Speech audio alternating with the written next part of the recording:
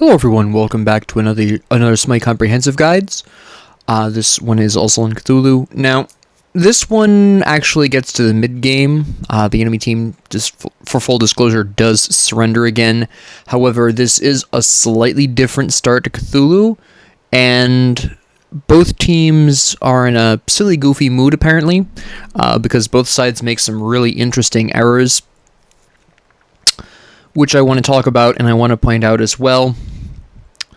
But really quickly, I wanted to discuss what the first thing is that I see in the enemy team composition, which is this second mage of Poseidon. Now, I say this second mage because I am extremely confident, and I turn out to be correct, that Nox is their mid lane and that Poseidon is their jungler. The reason why I assume this is because Poseidon actually has, on his second ability, a move speed boost, which isn't often talked about or used a lot, right? It's more of a happy bonus, but a lot of people use it for the triple auto attacks. But for a jungle Poseidon, it can help him keep pace with a faster jungler, such as most assassins, anybody with regular movement abilities, etc. So it does give Poseidon a competitive edge compared to other mages who might be taken into the jungle. It makes him an actually decent jungler. So this is a very interesting factoid here. And this is one of the two reasons why I start a little differently. You will notice, let me actually get to, yeah, this is just the regular pull. You'll notice I have stage 1 cloak rather than the earrings that I normally use. Why? Well, the first reason why is actually because of the Poseidon. You see, most assassins don't have large AoE presence in teamfights. There are a couple of exceptions like Hunbots, but for the most part, assassins are typically single target.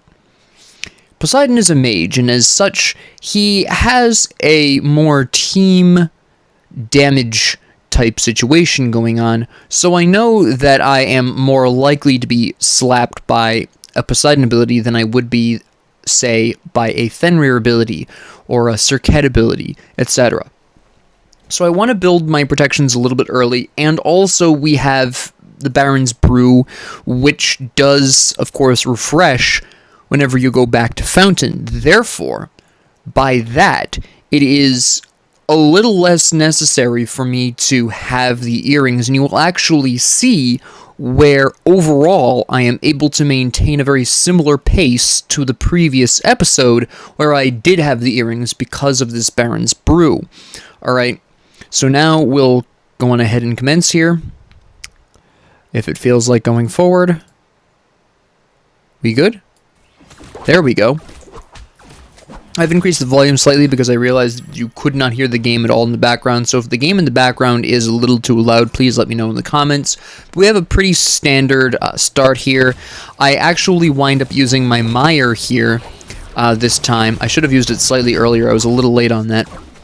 And the reason why is because, once again, I am somewhat concerned that with a Poseidon, a jungle Poseidon, that he is going to be clearing these camps a little bit faster, so I want to beat the enemy team to wave a little bit faster. So I used the mire in this situation rather than in the previous match where I did not, because I specifically wanted to get to this lane and get to level 2 slightly faster, and that does work. We do get there a little bit faster, and we are able to create that pressure very early on. Danzaburgo gets a great taunt on Medusa, and we're getting some really great damage here. I pick up the coins for Danzaburgo. Here's Poseidon really early, which we were warned about. I was kind of expecting him, and then Danzaburgo gets this great taunt right here, and then we just absolutely slap Poseidon. Now, this is really huge, this death of Poseidon, because he is, of course, their jungler, so that puts our Thor very much ahead and Poseidon very much behind. Now, normally this would be very crippling rather than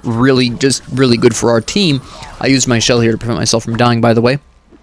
It's taking a lot of hits from the minions.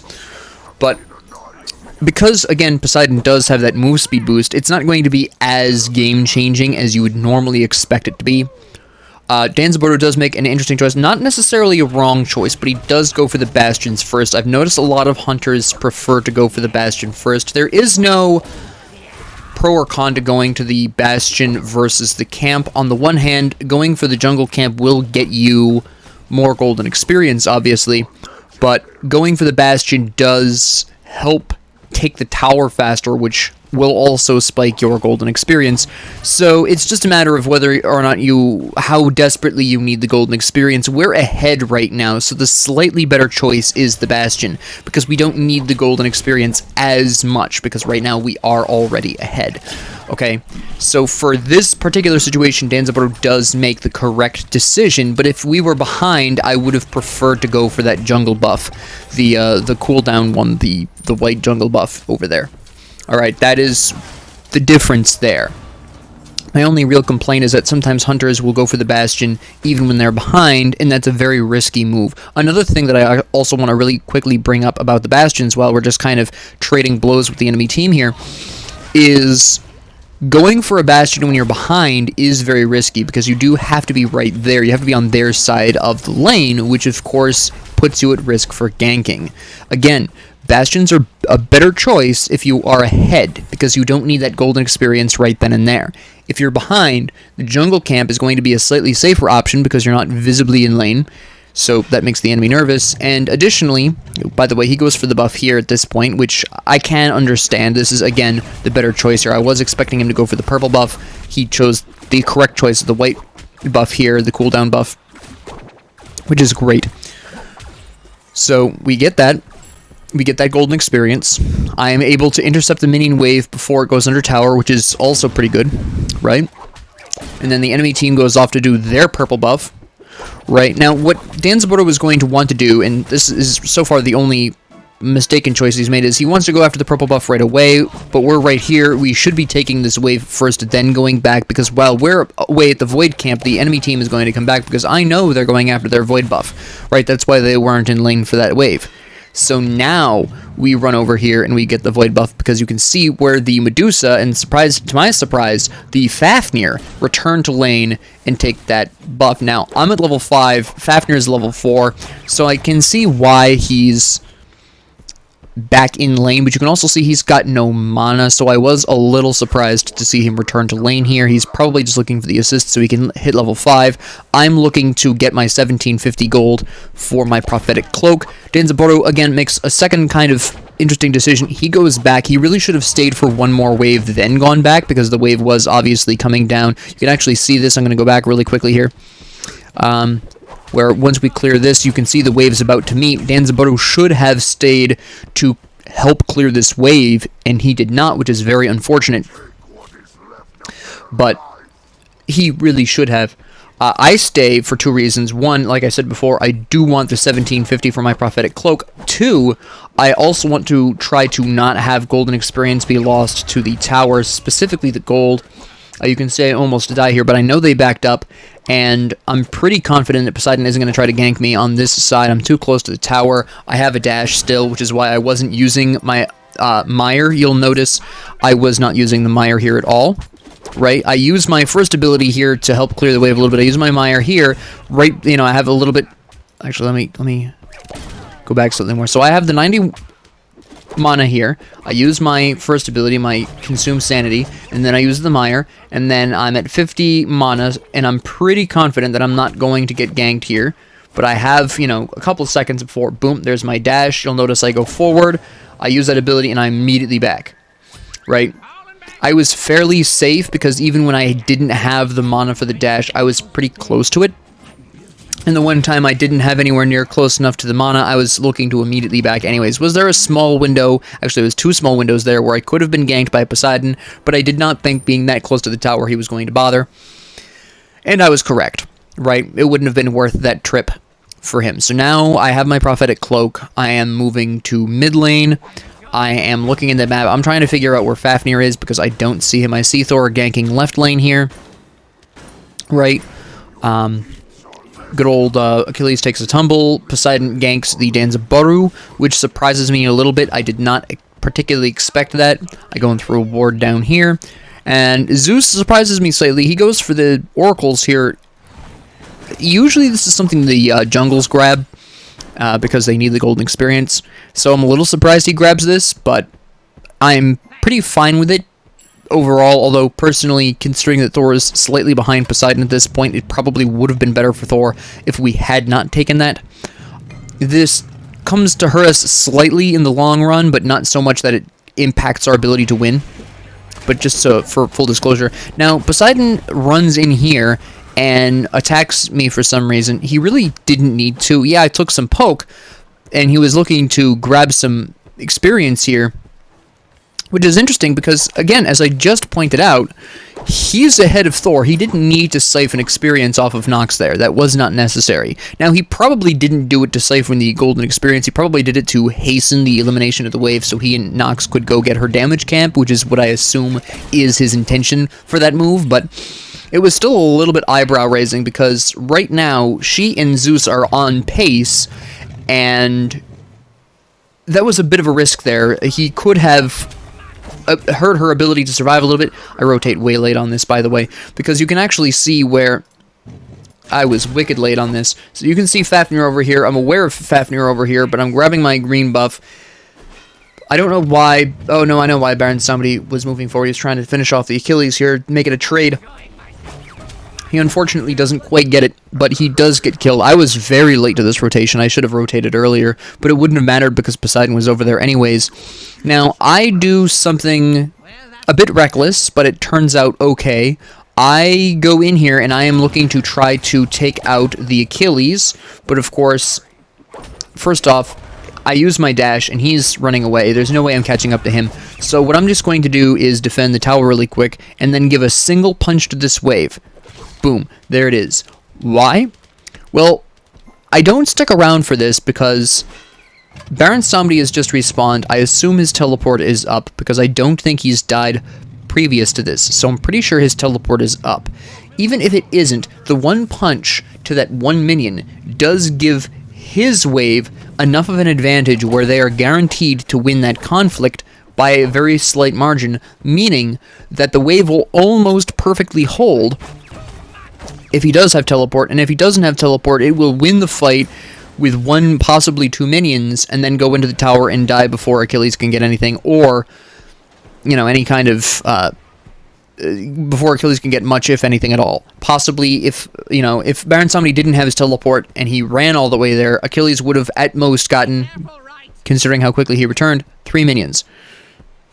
Right? So, now this is interesting because, hold on, I actually want to go back a little bit here. If I can find my mouse. So we clear the waves, and then I'm looking at what they're doing, and here's Poseidon. He's going over here, so I'm going over here as well. He hits my ward, so I'm rotating because I know he wants to attack Danzaburou. He is actually checking my green buff. Nox goes in, and I'm sure Nox told him to attack right lane. They probably have a ward down here. I stick around, and I help with the gank. We absolutely decimate the Poseidon, and then there goes the Nox. Now, I see the Medusa ult, and I use my ult specifically because I want to be larger to better body block for that Danzaburou. Alright, that is very specifically why I ulted here. I do provide some great damage as well. We take out the Fafnir. That was a huge win for our team. Medusa was already behind a little bit there. Now she's really far behind. Danzaburou gets to go back. That is a big win for Zeus. He is now going to be able to pull ahead. That was a big win for Thor. He's going to be able to catch up because he's a little behind at this particular point in time. I am very ahead of Fafnir. I am 2 levels higher than Fafnir at this point. That was a huge victory. Now, we attack the tower here. Thor goes in. He really shouldn't be going in on this, to be honest. Nox is back. He really should have been backing up. Nox grabs the Zeus. And I'm trying to just, you know, keep an eye on things, body block. And then here comes Poseidon and Fafnir. Here's Achilles. Now, the Achilles is the problem here, all right? And then they have the mistake, you know, Medusa comes over and kills Zeus. I'm just trying to get out here at this point. But the entire enemy team has gone to mid lane. And I want to really quickly discuss why this was a mistake on the enemy team's part. All right, just really quickly, I want to pause this. Now, you'll notice right off the top, I'm actually going to go back slightly here. Right?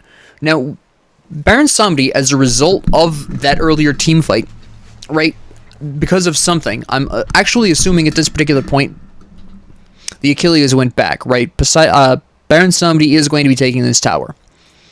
Now, when they all come in for the... We're going to go back forward 30 seconds. Now, when they all come over... Because the entire enemy team is in mid lane here. Alright, that doesn't mean anything to Baron Samedi.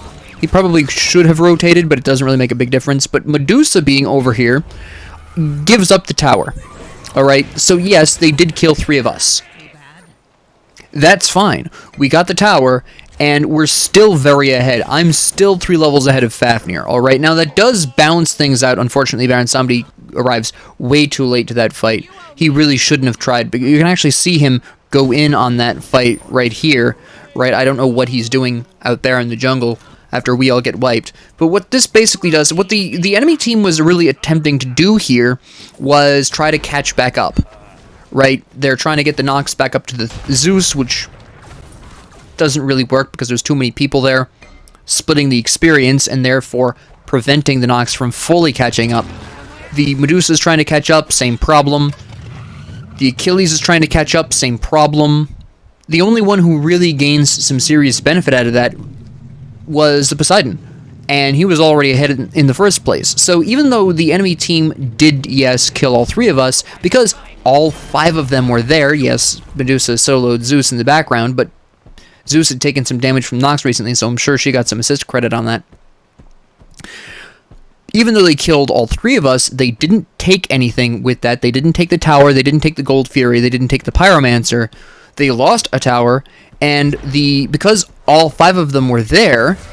By the way, that was a walling opportunity that Thor missed. If he'd walled her, then we would have killed her there, but that's okay. We're still ahead.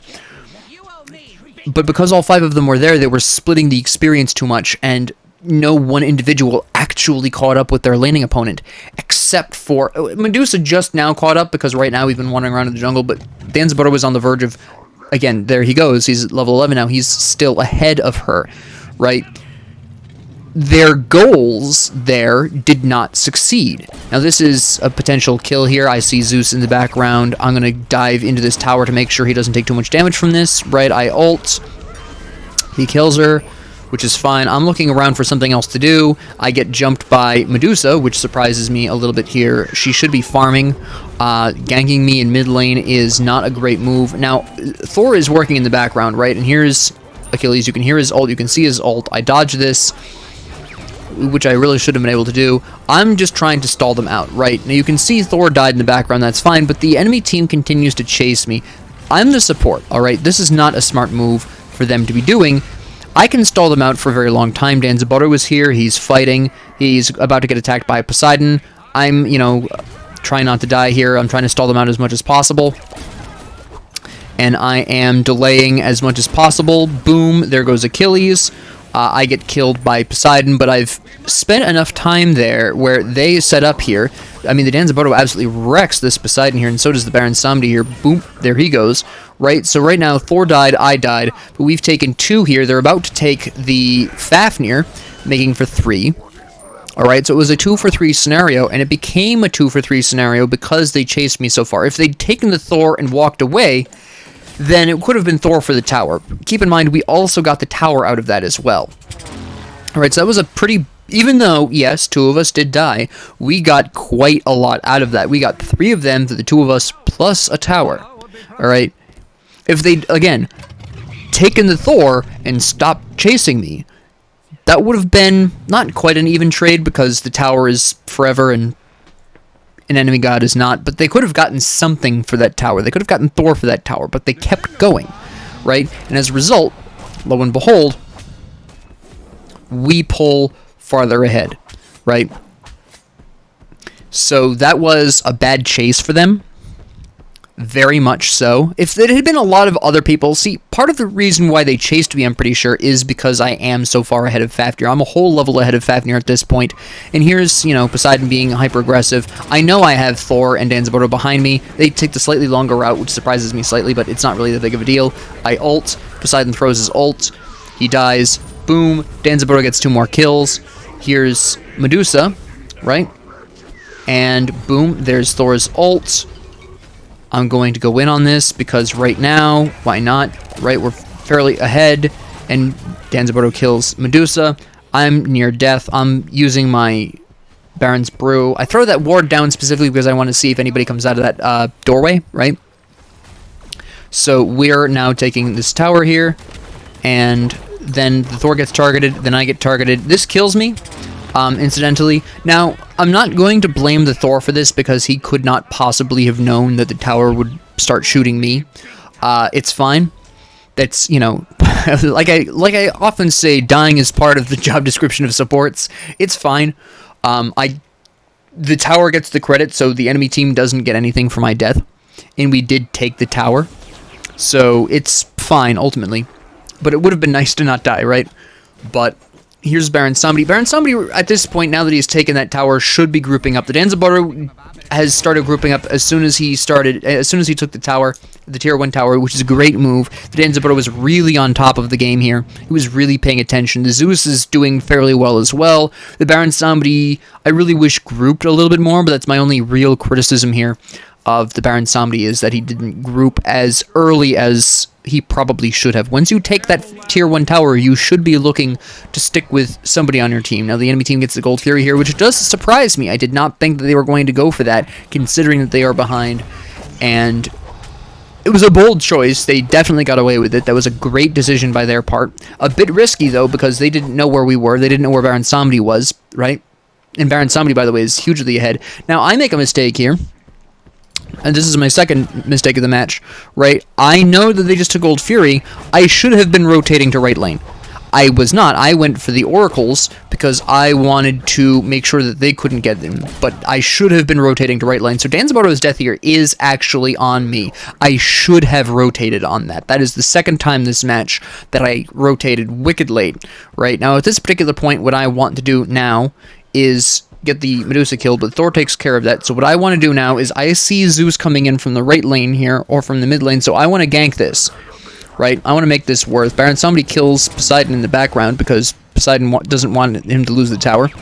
I chase down Fafnir. Now, the reason I'm chasing down Fafnir and not Achilles is because I want to make sure the Fafnir doesn't join the Achilles, because Thor will catch up to and kill the Achilles. I'm pretty confident of this. He's he's the same level as Achilles, but he's got the health advantage and he's faster, right? So theoretically speaking, Thor should be able to catch up to and eliminate Achilles. I see them back off. You can actually see right here. Where's my mouse? There's my mouse. Right, you can see where Nox backs up right here. So I'm going to go over here because I'm assuming she's trying to rotate to mid to go kill Thor. So I'm going to counter-rotate in turn. Here's Medusa, which is unfortunate. Here's Nox. I was absolutely correct. Here's Fafnir, which I'm not too surprised by. But unfortunately, Baron Samedi does go down with the ship. Now, at this particular point, I'm trying to keep the Thor alive. I'm trying to get the Thor out of here, right? They dedicate... Well, the Medusa dedicates pretty hard. She's already used her dash. Danzaburger takes care of that problem. Here's Fafnir. Here's Poseidon. Poseidon concerns me a little bit. This is not a great place to be fighting Poseidon when Whirlpool and we're not going anywhere fast. But I go on ahead and I aggress into this because the Danzaburger was fresh. And it would be... He takes the Fafnir. I'm trying to keep the Danzaburger alive. Right, that was a great wall by Thor, by the way, actually. He does get the Danzaburger killed, and he does apologize for that, but it was not a bad wall. It did stun both people, but as a result of that, I am now alone. I attack the Poseidon here. You might be confused why I fought the Poseidon there. The short answer is I knew I couldn't escape the Poseidon. The Poseidon moves faster than me. Again, his second ability gives him a move speed boost, which I had just used my dash. I was not going to outrun... There's Thor's apology. I was not going to outrun Poseidon. He was 100% going to catch up to me and kill me. So I might as well try to weaken him down and force him to go back to Fountain, so that way at the very least he can't roll my death into something else, right? Take him out of that potential moving on to some other objective, right? That was my goal there. Now, I sell the wards here because I didn't put them down. I was very busy rotating all over the place, so I grabbed Glad Shield, right? But that is why I fought Poseidon there. There was just no hope of me escaping, so I might as well do some damage. Again, pull him out of that. Pull him out of potential rotations, potential camp clear, whatever. So right now, we see Achilles and Nox fighting Baron Samedi. I throw a single ability, a single mire on the mid lane to push that up, and then I rotate over. I see from the flames that people are going after the fire giant, so I decide to... I'm sorry if Baron Samedi ever sees this, sacrifice Baron Samedi to prevent them from taking the Fire Giant. We wind up wiping out everyone. They rotate very late. The Poseidon rotates late. The Achilles gets killed by Baron Samedi, and then the Baron Samedi picks up the Nox, who was trying to rotate to the Fire Giant to save her allies. It doesn't really work out. We save the Fire Giant. We wipe out a large number of the enemy team here. And in pretty short order, the enemy team is going to surrender because the Fire Giant was, I assume, their last-ditch effort to try to catch up. Keep in mind that we are very ahead at this point. I'm 2 levels ahead of the Fafnir. Baron Samedi is 2 levels ahead of the Achilles. Thor is 1 level down from the Poseidon, which is true. The Zeus just got to 2 levels ahead of the Nox, and the Danzaburou is 1 level ahead of the Medusa, right? We are... the Zeus has just pushed a wave down under the Phoenix, which was a little bit risky considering Medusa was still alive, and then they surrender, right? So, that is... the reason I wanted to demonstrate this match, I know it's not a full match like I wanted, like I told you I would try to get. However, the start, I wanted to really talk about this start, because this is not the earring start, this is the cloak start, and I wanted to talk about why I was fine with that. Now, I really quickly want to talk about the items of the enemy team, actually the items of both teams, because this is very, very interesting to look at here. Now, the first thing I actually want to talk about is very specifically the Achilles start, because this is a huge reason why Achilles had such a hard time in the early game. This is why people kept rotating over to solo lane. You will notice, if you go back through the match, the enemy team ganks Baron Samedi a lot. A lot. Okay? The reason for this is because Achilles makes a mistake. He gets the breastplate of regrowth against a Baron Samedi solo. Now, I'm not sure how he didn't anticipate Baron Samedi being the solo lane. Between Zeus and Baron Samedi, again, there's a double mage here. When I saw 2 mages on the enemy team, I assumed the faster mage was going to be the jungle. Neither Nox nor Poseidon has particularly great sustain, so I wasn't anticipating either of them being in the solo lane, especially with an Achilles. Although that possibility did exist, it wasn't the most likely scenario in my mind. For our 2 mages between Zeus and Baron Samedi makes more sense to go into the solo lane with a mid lane Zeus and, fairly standard team comp outside of that. So I'm not sure how the Achilles did not anticipate the Baron Samedi here, but the fact that he built the breastplate of regrowth was hugely crippling because basically he was not getting damage, which is what the Baron Samedi went for. He went for the Tablet of Destinies, because that gives him true damage based on his mana, and then he can just build mana. Again, he has Soul Reaver towards the end there, which is a great option for solo lane mages, because it does give you a nice spike of your damage. He got the Breastplate of Regrowth, which gives mana. He got the Genji's Guard, which gives you health, but there is no mana increasing. I believe it still gives you health. It used to give you mana, now it gives you health, I think, if I'm remembering correctly. I'm pretty confident in that. But he gets the Breastplate of Regrowth, which gives him mana. Soul Reaver gives him mana and gives him percentage of health damage. He probably was going to finish up with something else, probably a dual protection item to give him a little bit more protections, and go into the Sundering Axe to give him a nice other percentage of health, spike, and damage. The Achilles went for the Breastplate of Regrowth right off the top, which did not give him the right protections. It gave him protections from the minions, sure, so his minion poke would be decreased, but he wasn't doing additional damage to Baron Samedi, and he was not preventing the Baron Samedi from slapping him with some serious damage. He built Genji's Guard third. What he really should have done is, and I'm assuming he built Tier 1 Breastplate. What is it called? The Silver Breastplate, I think? I can't quite remember. I think it's the Silver Breastplate. What he should have done is, once he realized Baron Samedi was in fact his laning opponent, he should have left it at the Tier 1 Breastplate and gone right into Genji's Guard, rolled with that. And then he, additionally, which is even more interesting, goes for Gladiator's Shield as his 4th item. Now keep in mind, we have 2 mages and myself. I am Cthulhu, and Cthulhu slaps. I've discussed this before. Cthulhu hits pretty hard for a Guardian. His best option as a 4th item probably would have been some form of dual protections. What form would have been up to him. He is building a cloak there as his 5th item, but by that point it was really too late. Alright, now I know he built the Gladiator's Shield specifically because he wanted that bonus damage. He was falling behind and he wanted to be able to bring the damage. However, at that particular point, what he really needed was survivability. Alright, that is the main issue there. Now the Poseidon, I also want to talk about really quickly because he kind of got indecisive on his build here. He goes for the Eye of the Jungle, which increases attack speed, and a really great way to play Jungle Poseidon is attack and move speed Poseidon. It's very effective, it's very scary, and it's very difficult to deal with, but he goes for Book of Thoth instead. Now, again, I've said this before, and I'll say it for as long as it's relevant. Building stacks as a jungler is hard, okay? This made his early game very difficult. This is, in fact, part of the reason why we killed him in duo lane, Danzaboto and I. This is part of the reason why that Tier 1 book doesn't really offer Poseidon a whole lot as a jungler. As a mid laner, yes, it absolutely would be worth it to build Book of Thoth. But Poseidon wasn't playing jungle. I'm sorry, he wasn't playing mid, he was playing jungle.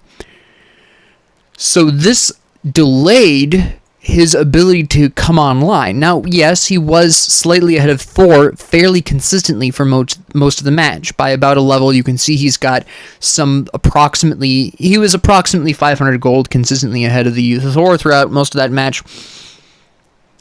But he would have done much better if, say, his Tier 2 item was Hastened Ring. He would have gotten movement speed bonus, he would have been able to rotate a little bit faster, get to places a little bit faster, hit jungle camps a little bit faster. He would have had that increased attack speed, which would have really emphasized his Eye of the Jungle. Then he could have gone Telkines, and then he could have gone for the Cyclopean Ring, which would have been percentage of health damage. It would have been a little bit cooldown. Then Demonic Grip afterwards, although Demonic Grip actually is kind of a mistake here. I don't say this often, but Demonic Grip was not the move. Why? Well, very specifically because we weren't that tanky. In fact, I was the only dedicated tank. The Baron Samedi was building hybrid, as most solo lanes do, but as a mage solo lane, he was going to always have less protections than a warrior or a guardian in the same role would have. Even though he does have protection items, he's got the axe, he's got Genji's guard, yes. He did have some protections, but he also had 2 damage items. He wasn't going to be building full-on protections, nor was he going to be building full-on damage. So Demonic Grip was a little bit of an extreme pickup here. It really wasn't going to do him that much good. He would have been much better off getting, say, Spear of the Magus, which would have given him a percentage increase in his damage, would have given him only 10% penetration, would have given him a much higher spike in power, wouldn't have given him attack speed, sure, but he clearly wasn't going full-on attack speed in the first place. So given his build, either he needed to go harder on the attack speed because he was kind of indecisive here. Again, this was his real problem, is his indecision. His first and last items that he's built here are attack speed items, but his middle 3 have nothing to do with attack speed. Now, Polynomicon does boost one of his auto attacks every 3 seconds after he uses an ability, but that's not auto attack focused. It doesn't increase his attack speed. It doesn't increase his auto attacks consistently. This is a 3-second proc of an ability. Soul Gem is ability based, and Book of Thoth technically is both, but let's really be honest, you need mana for abilities, you don't need mana for auto attacks, so it's a bit more intended for ability-based play. So what the Poseidon really needed to do was pick one. Either go Boomba's Dagger, go full abilities, or go Eye of the Jungle, go full auto attack, and the indecision did hurt his jungling. Now, again, this is not to say that he was not effective. He was effective. I'm saying he could have been more effective if he doubled down on a specific build type, which he did not do here. Book of Thoth took a good amount of time for him to build. Soul Gem, a great item, doesn't really combo with Book of Thoth because it doesn't offer any mana. Polynomicon does offer mana and does really spike up his damage on his auto attacks, but then he follows that up with Demonic Grip, which I think out of all of his items is the only one that is, I would say, is definitively incorrect for the situation. Again, he really didn't need that 30% protection reduction. That was really extreme. Yes, I was definitely presenting a threat to the team. But that's Medusa's problem, not his. He should have been going a little bit harder on that raw damage. Okay, whether it be attack speed or be it abilities. He really needed to be looking for the raw damage, and Spirit of the Magus would have offered him more there. Furthermore, it would have offered him a consistent 10% flat, which would have been a bit more effective for him than the 30% stacking on his auto attacks. Okay? Vinox's build is fine. I have issues with item 2, Chronos Pendant, for 2 reasons. 1, hideously expensive item to be building as a second item. She doubled down on this, by the way, with Rod of Tahuti. This is actually Nox's main problem here. You will notice Zeus built stacks first. As a mid laner, that is fine. He also goes for Rod of Tahuti as a third item. Again, a little more expensive. If the Zeus ever sees this, if the Zeus flipped the Soul Gem and Rod of Tahuti's positions, that would have been far better. The Soul Gem as a third item is first off cheaper, which means at that early stage of the game where you're getting less gold per minute, it's faster to get online because Rod of Tahuti is like $3,000 and Soul Gem is 2,300, I think. Second, you get some cooldowns on that, which you want. Third, it gives you some lifesteal, and fourth, it gives you a really delicious proc. Again, it doesn't work quite as well with Book of Thoth as, say, Bancroft's Talon, which, incidentally, Poseidon would have done better with Bancroft's as well, especially if he went with the quickened Bancroft Talon, right? He could have gotten some attack speed on that, which would have really helped. But, yes, in this particular case with the Zeus made the same mistake as Nox. They both built item 3, Rod of Tahuti. Again, I don't like that. It's a very expensive item. I think it's too expensive to be building either Chronos Pendant or Rod of Tahuti that early.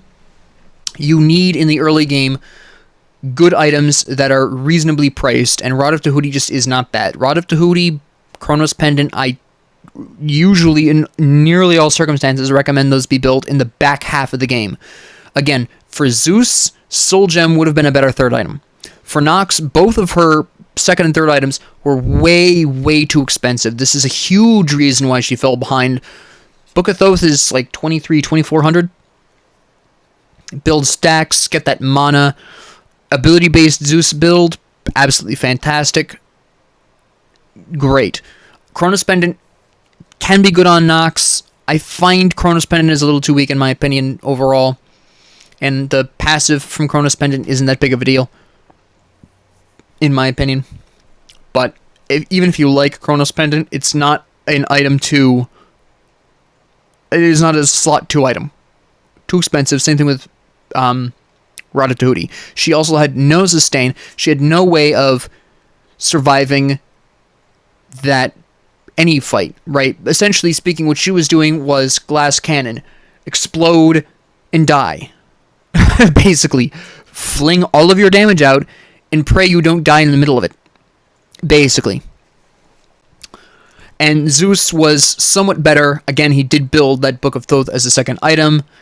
Rod of Tahuti, very expensive third item. I just want you to really understand that expensive items in the early game can cripple you. It crippled the Nox. It hurt Zeus a little bit, but it absolutely crippled the Nox, and you can see that. It's reflected in her score. It's reflected in her GPM.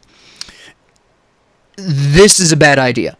Build the cheaper items in your build first. Alright. Fafnir, fairly standard build. Interesting choice on the Benevolence. I can kind of see it. We did have 2 mages, so I can see where he might want Compassion. Possibly, is what I would assume he was going for here. Maybe. I'm going to assume he was going to be going for Compassion. He clearly was more concerned about the magic damage we were presenting because he built his Prophetic Cloak, which is fine. He built his anti-healing in the Contagion, which is fine. Built Genji's Guard, which is fine. And then he was going to build, I assume, Oni Hunter's Garb, possibly Shogun's Kusari. I'm not really sure. Both can be very effective on Fafnir. I'm not sure what he was going for here, but it was very definitely magic protections. Right? He was very concerned about the magic damage being presented to the enemy, to his team. Right? Between me, Baron, and Zeus, he was very worried. So I am assuming that that Benevolence was going to wind up being a Compassion at some point. Not a bad build at all. I think probably he would have done slightly better if he'd been going for a dual protection item. Personal opinion. At that point, it really didn't make a huge difference, though. So, and then we have, of course, the Medusa, and her build is fine. Nothing particularly wrong with that. I was just presenting a bit more damage than Fafnir because I had the axe, the warrior's axe. So I was presenting a fairly good amount of damage here. And she built Rage as a third item, that's fine. Chin size fourth, that's fine. There's nothing particularly wrong with the Medusa's build. She just had some questionable decisions. That rotation, as I stated earlier, lost her tower, and she really didn't need to be there. Didn't really benefit her that much. The Danzaburou, great gameplay. Now, the Danzaburou also built a really expensive item, and it worked for him, and you probably are wondering, Professor, why did building such an expensive item on Danzaburou work for Danzaburou and not for Nox, right? What is the difference there?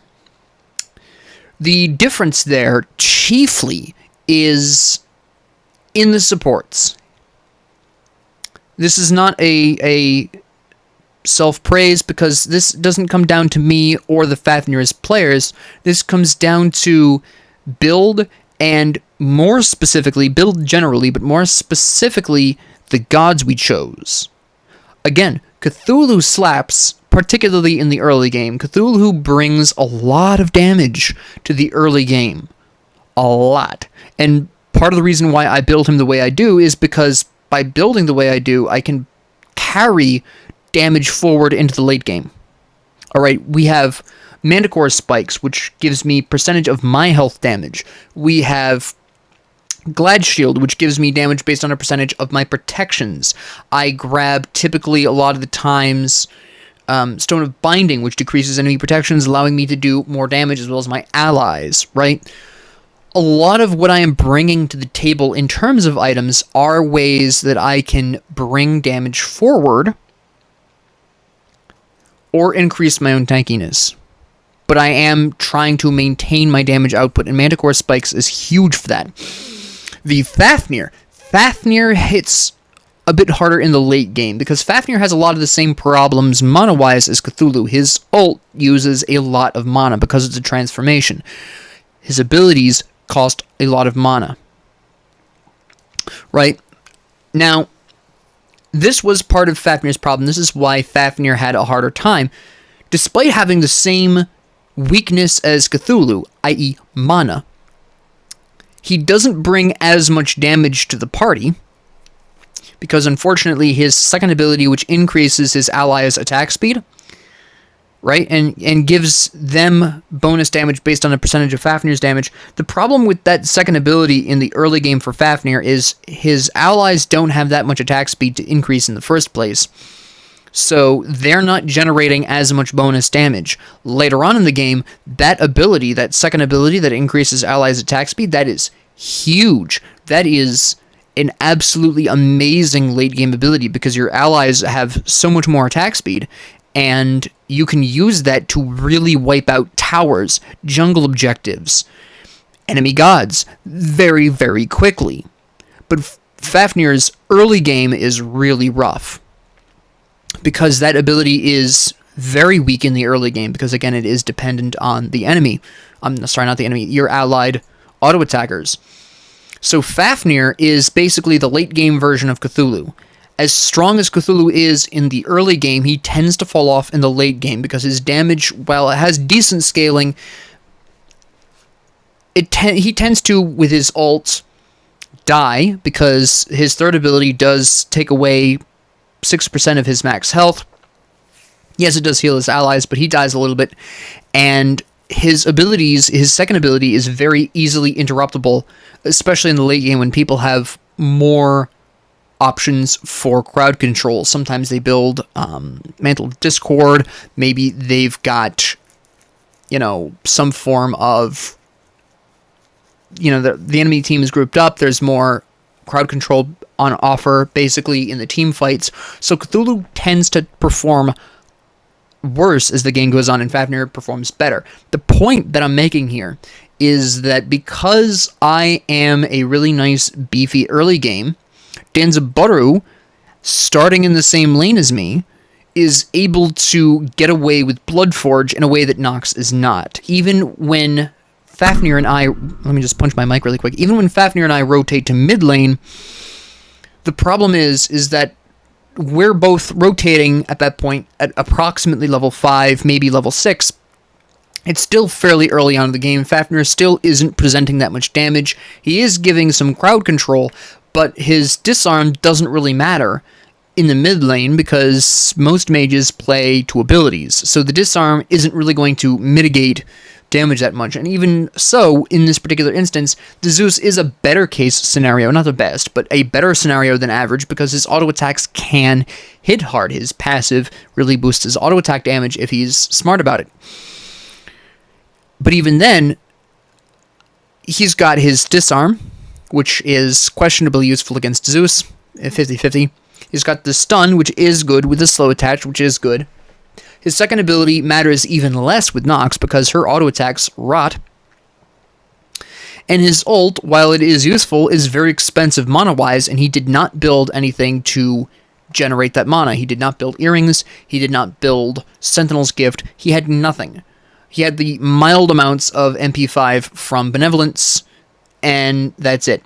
Because Benevolence, outside of the, I believe it's 7 MP5 that it provides, there is no other mana regeneration there. Alright, I, at the very least, had my Baron's Brew and the mana from the Warrior's Axe. So, I was regenerating mana. My ult was more viable in the early game, where his was not, and I was bringing a lot more damage than he was. My first ability hits fairly hard, gives me tankiness, has a fear effect sometimes. My second ability, fairly useless against Nox. It's pretty easy for her to interrupt that out of me. She didn't most of the time. There were a couple of times she did. And then my dash, which presents a lot of damage, is a stun, is a push. A bit risky to use. Again, she can very easily interrupt this. But at the end of the day, I'm still hitting much harder than Fafnir. So basically, we both have one very consistently useful ability for the mid lane. My first ability, his first ability. The rest of our abilities are of questionable use, but I'm hitting harder and my ult matters more because I actually have the mana to do so. So when Fafnir rotated over and I rotated over, because the Zeus was building his stacks and already had his first complete item at a time where Nox had either just completed hers or was about to and had not yet done so, we had the advantage. This is also part of the reason why Zeus was to some extent able to get away with the more expensive Rod of Tahuti. Again, I am presenting a lot more early game damage than Fafnir is, so he can get away with that a little bit better than he otherwise normally would be able to. Okay, that is what that comes down to. See, the Medusa, she did okay. She did better than the Nox because she went for Aussie first. Decently priced item, good second item. Went into Rage, that's fine. Probably shouldn't have gone into Rage, considering how far behind she was at that point, but not necessarily a bad pickup. But the Danzaburou was able to get away with that Bloodforge because Cthulhu's early game is so much stronger than Fafnir's. And Fafnir made the very minor mistake of not having enough mana regeneration to make his ult mean anything. Alright, it would be very... Yes, he's got the Dragon Breath auto attack. But because he really didn't have a lot of mana for most of the time, this is actually, in fact, probably why he built Genji's Guard specifically, is for that MP5. Okay?